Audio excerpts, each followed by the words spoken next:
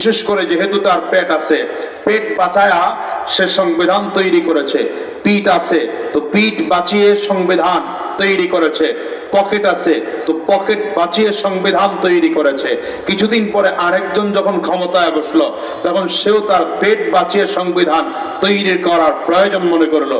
আরেকজন পিঠ বাঁচিয়ে সংবিধান তৈরি করার প্রয়োজন মনে করলো।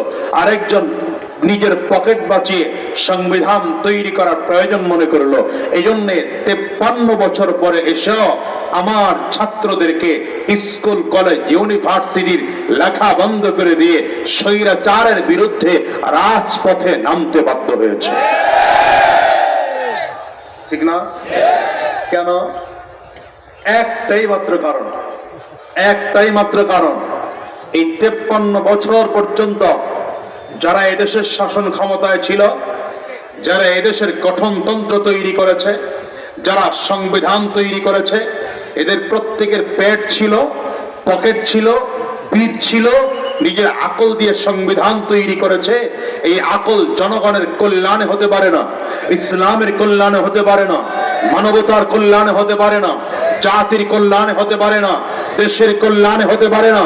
সুতরাং উলামায়ে কেরামদের অন্তরের দাবি, এই সংবিধানকে ছড়ে ডাস্ট বিনে ফেলে দাও, ওখানে কোরআন বসাও।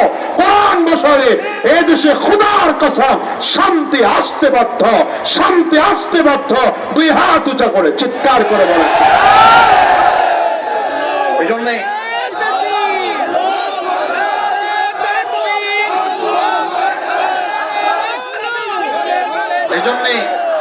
এই জন্য আপনাদেরকে একটা ছোট্ট ওয়াদা করতে হবে, শুরুতেই ছোট্ট ওয়াদা করতে হবে।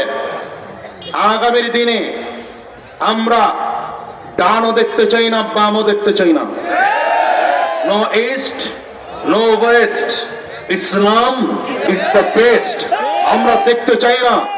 আমরা এতদিন বহুত খেয়াল করেছি, মামু খাইতো, মামু চলে গেছে, বাবাই খায়। মামায় চলে গেছে, চাচাই খায়। চাচাই চলে গেছে, ভাতিজা খায়। কালু মিয়া চলে গেছে, লালু মিয়া খায়।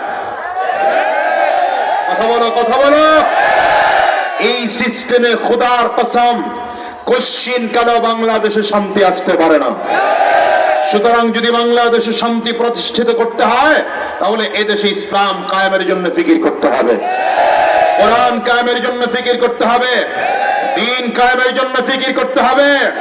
এই জন্য আমি আমার ছাত্র ভাইদেরকে আগেও বলেছি, আজকে বলি, আমরা বাঙালি জাতি তো রক্ত দিয়েই অভ্যস্ত। আমরা 47-এ রক্ত দিয়েছি ইংরেজ জালিমদের কাছ থেকে বাঁচার জন্য। 71-এ রক্ত দিয়েছি পাকিস্তান হানাদার বাহিনীর কাছ থেকে বাঁচার জন্য, বাংলাদেশ স্বাধীন করার জন্য। 24-এ আবার রক্ত দিয়েছি বাংলার জমিন থেকে স্বৈরাচার বিদায় করার জন্য। প্রয়োজনে আমরা উলামায়ে কেরামদের নেতৃত্বে আরেকটা বার রক্ত দেব। প্রয়োজনে উলামায়ে কেরামদের নেতৃত্বে আরেকটা বার রক্ত দেব। সকল উলামায়ে কেরাম ঐক্যবদ্ধ হয়ে আরেকটা বার আমাদেরকে ডাক দিবেন। আমরা রক্ত দেব, প্রয়োজনে জীবন দেব, কিন্তু বাংলার জমিনে কোরআন কায়েম করে ছাড়বো, কোরআন কায়েম করে ছাড়বো।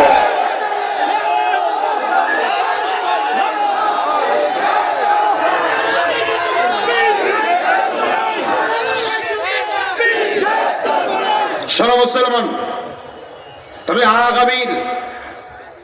আগামীর রাষ্ট্রনায়ক মহানায়ক যে পীর সাহেব চরমনাই হবে, একটা ছোট্ট উদাহরণ দিয়ে যাই তোমাদের। জুলাই মাস চলছে, ছাত্রদের আন্দোলন ধীরে ধীরে গতি বাড়ছে, বেড়েই চলছে। আস্তে আস্তে করে জুলাই মাস শেষ হচ্ছে, ছাত্রদের আন্দোলনের গতি আরো বাড়ছে। আমরা তখন তাকিয়ে দেখিনি বাংলাদেশের কোন রাজনৈতিক নেতা রাজপথে নেমেছে। কথা বলেন না? সর্বপ্রথম কোন দলের আমির বা নায়েবে আমার যদি সমর্থন করে থাকেন, তিনি ইসলামী আন্দোলনের আমির পীর সাহেব চরমনাই। ধীরে ধীরে করে আগস্ট মাস শুরু হলো, 1 আগস্ট চলে গেল, 2 আগস্ট চলে গেল, 3 আগস্টে ঢাকা রাজধানীতে সর্বপ্রথম ইসলামী আন্দোলন বাংলাদেশের নায়েবে আমির নিজে সশরীরে হাজার লক্ষ জনতার মিছিল নিয়ে নেমেছেন। শুধু 3 তারিখ নেমে ক্ষান্ত হয়েছেন না, 4 তারিখে ছাত্রদের পাশে আবারও দাঁড়িয়েছেন, শাহবাগ পর্যন্ত মার্চ করে গিয়েছেন। সর্বশেষ এই বাংলাদেশের সেই সময়ের স্বৈরাচার দেয়া কারফিউ যিনি ভাঙার মূল নায়ক ছিলেন, বাংলার জিন্দা শাহজালাল, বাংলার জিন্দা আমার শায়েখ চরমনাই আল্লামা মুফতি সৈয়দ ফাজুল করিম শায়েখ চরমনাই যখন ঢাকার রাজপথে লক্ষ জনতার মিছিল নিয়ে লক্ষ জনতার মিছিল নিয়ে ঢাকার কারফিউ ভেঙেছিলেন, স্বৈরাচারের অবস্থা এমন হয়েছিল, দুপুরে খারাপ পাকানো ছিল, তারপরে না খেয়ে পালাতে বাধ্য হয়েছে।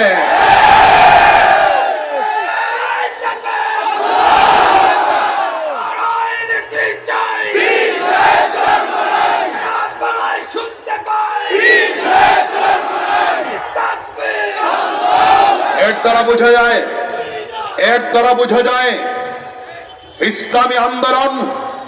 ইসলামী আন্দোলনের আমির নায়েবে আমির নেতৃবৃন্দ এরা জনগণের পক্ষে কাজ করে, জনগণ তাদেরকে ভালোবাসে। সুতরাং আগামীর দিনে পীর সাহেব চরমনাই যদি আপনাদেরকে ডাক দেন এ বাংলাদেশে কোরআন কায়েমের জন্য, তৈয়ার আছেন ইনশাআল্লাহ? পীর সাহেব চরমনাই যদি আপনাদেরকে ডাক দেন ইসলাম কায়েম করার জন্য, পীর সাহেব চরমনাই যদি আপনাদেরকে আগামীতে ডাক দেন এই বাংলার জমিনে ইসলাম কায়েম করতে হবে, কোরআন কায়েম করতে হবে, রাজপথে নামতে হবে, আবার ঘাম ছড়াতে হবে, আবার বুলেট বুকের মধ্যে নিতে হবে, আবার রক্ত ছড়াতে হবে, যদি জীবনটাও দেওয়ার প্রয়োজন হয় তৈয়ার আছো কারা কারা? দেখাতে হবে করে জীবনের মতো প্রত্যেকে দাঁড়িয়ে দেখো।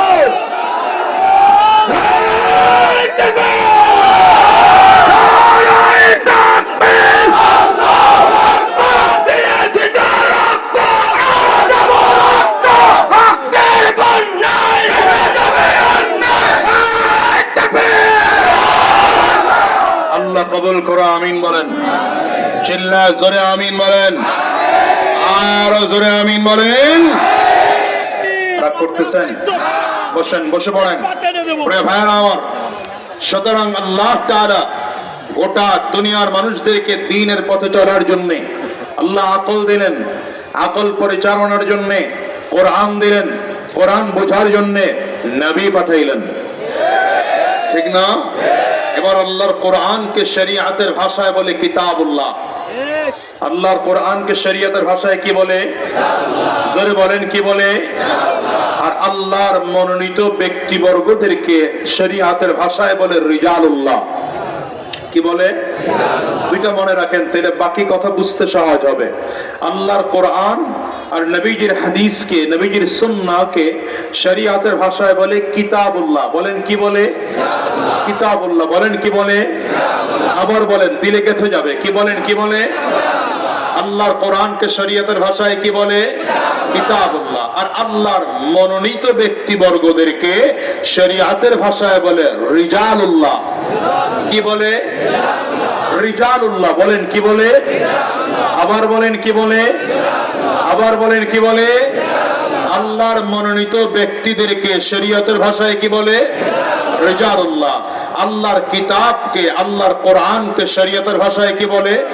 কিতাবুল্লাহ। গোটা পৃথিবীর মানুষ যদি দ্বীন পাইতে হয় তাহলে কিতাব